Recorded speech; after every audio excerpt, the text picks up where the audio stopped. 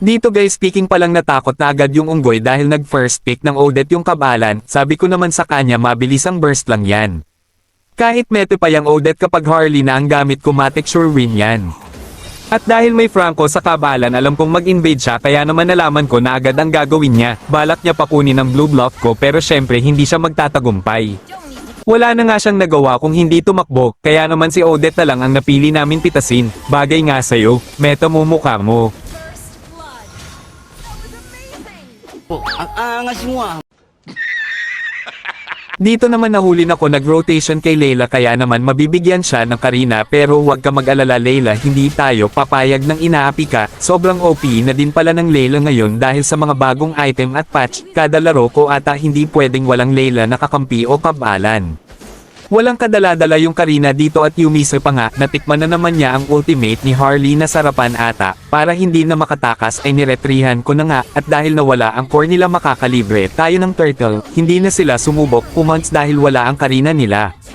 Pagkatapos nga kaming makuha ng turtle agad-agad na akong nag-blue bluff at sabay rotate sa EXP lane para naman makabawi-bawi yung unggoy na bahag ang buntot, agad ko nang pinatikim kay Sylvana ang ultimate kong nagliliyab pero panira tong kadita ng KS pa, ayos lang naman ang mahalaga mahal kita. Sana all. At heto na nga yung sinasabi ko kay Son na mabilis ang burst kay Odette, dapat mabilis mong mabato lahat ng pwedeng skill para maburst agad. Pero syempre dapat nakagamit ka na ng second skill para makapag-out ka kaagad kapag kinakailangan. Ganyan lang naman nag-technique kay Odette, dapat hindi ka mababad sa ultimate niya kung hindi ikaw ang mabibigyan. It's either hintayin mo matapos ultimate niya bago ka pumasok or unahan mo na siya at maburst agad. Ang galing! Ang galing! Makakalibre na naman nga tayo ng turtle dito dahil hindi makakontest yung Karina nila, pagkatapos akong makuha ng turtle sumali na rin ako sa gulo kaya naman makakapitas pa tayo ng isa. At sobrang lamang na namin napakasakit na rin ang burst output ko. Ultimo yung Franco na tank lusaw sa magic damage ko. Nautakan ko pa nga siya dito dahil alam ko na may ultimate pa siya kaya agad-agad ko nang ginamit ang hair racing technique ko. Tapos ang sarap pa ipang-asar yung bagong emote ni Andrea Brillantes na iiyak na yan.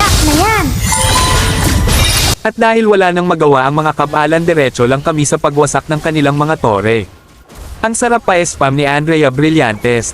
Este yung emote niya pala, ang sarap kasi sa ears ng boses niya, parang ewan basta alam nyo na yon.